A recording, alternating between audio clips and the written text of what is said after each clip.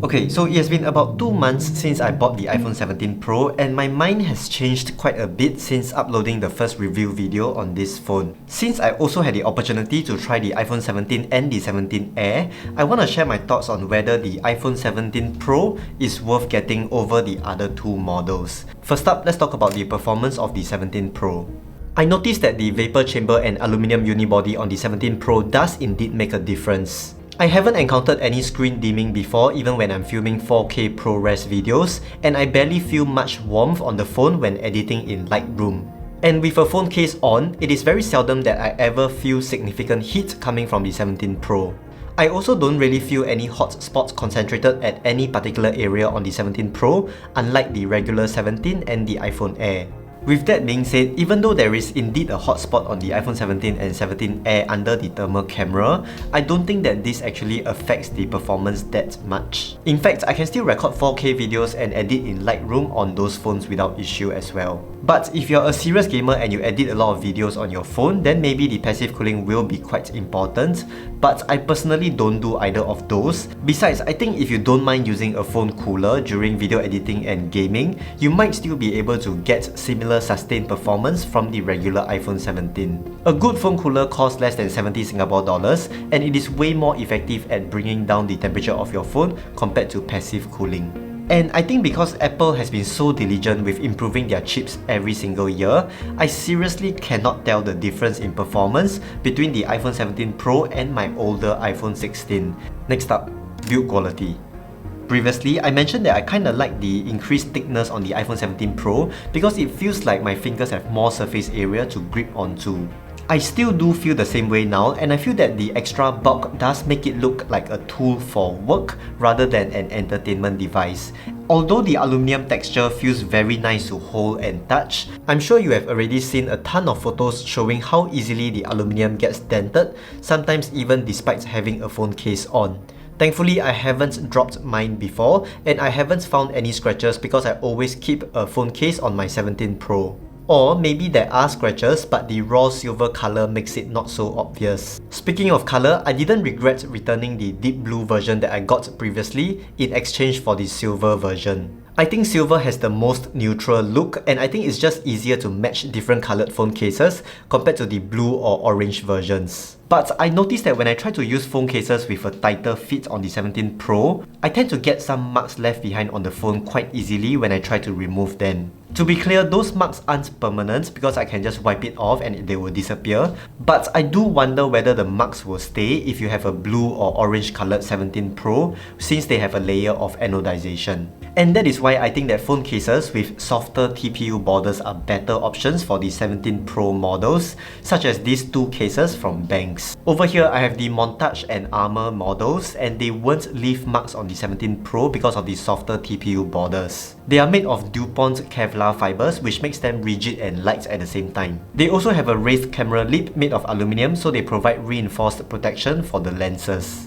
But if you prefer a more bare and naked feel, I would recommend going for the Aurora model instead.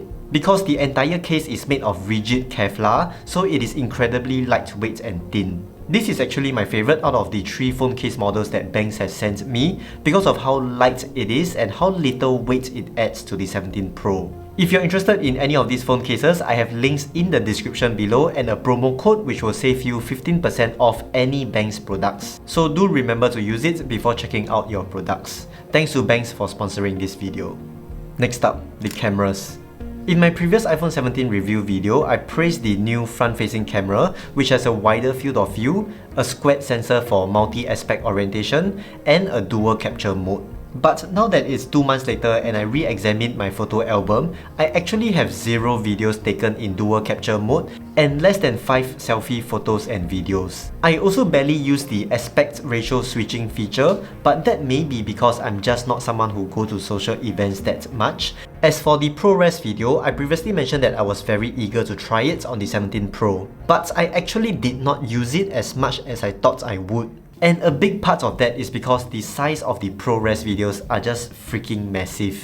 and I will need to keep an external SSD attached to my phone most of the time when filming. I'm just using the ProRes HQ format. It's not even the ProRes RAW or the OpenGate format that Apple released this year, and I'm already finding the video file sizes to be ridiculously large. I know that there are a lot of accessories that I can buy to rig up the iPhone 17 Pro so that the storage issue won't be that big of a problem. But I feel like the cost can add up very quickly if I were to buy those accessories, and I don't want to have to spend time to assemble and dismantle those accessories each time I want to film a video, because that would then defeat the whole purpose of filming on an iPhone, which is the convenience. And so right now, I only use the ProRes video feature to film short clips for my Instagram page only, and I very seldom use it for my YouTube B-rolls anymore. As for the telephoto lens, I think it's super useful because I came from a regular iPhone 16 without the telephoto lens, and right now with the added flexibility of an extra lens, I'm just having so much fun with it.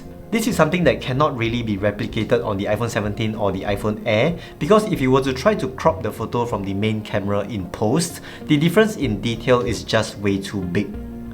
But if you don't need your photos to look pretty and you're not uploading them for social media, then you can probably make do with a digital zoom using the main lens on the regular 17 or the iPhone 17 Air. And I believe there are quite a number of people who switched from the Pro iPhone model to the iPhone Air, and they realized how their life went on as usual despite having no ultra-wide or telephoto lens. Next up, battery life.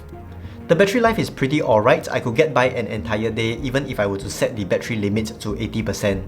But I don't find the battery life to be much better than the regular iPhone 17 because I would end the day with roughly the same battery percentage on the 17 Pro. And it could also be because I tend to take more photos whenever I'm using the 17 Pro because of its telephoto lens. So the higher usage duration on the 17 Pro might be causing it to drain more battery. But anyway, as long as you don't do any intensive tasks like gaming or editing videos for long durations, then I think the battery life on the 17 Pro will easily last you an entire day. So overall, I feel that a lot of the tasks that can be done on the 17 Pro can also be done on the iPhone 17 or even the iPhone 16. And I have a feeling that most people who get the Pro models are those who just want the telephoto camera to be able to capture photos of their kids or pets from a distance away. And I'm willing to bet that most Pro iPhone users will never push the iPhone 17 Pro anywhere near the maximum capabilities of the A19 Pro chip, and therefore the improved thermals from the vapor chamber and the aluminum unibody probably won't even matter to most people. It does feel like you're paying a lot of money just for one or two features that you want on the iPhone 17 Pro, and all the other niche features just get bundled up together to make it feel like you're getting a lot of bang for your buck. And that is why purchasing the iPhone 17 Pro is really more of a business investment for me personally, because it is a tool for me to make content and create advertisements for accessory brands.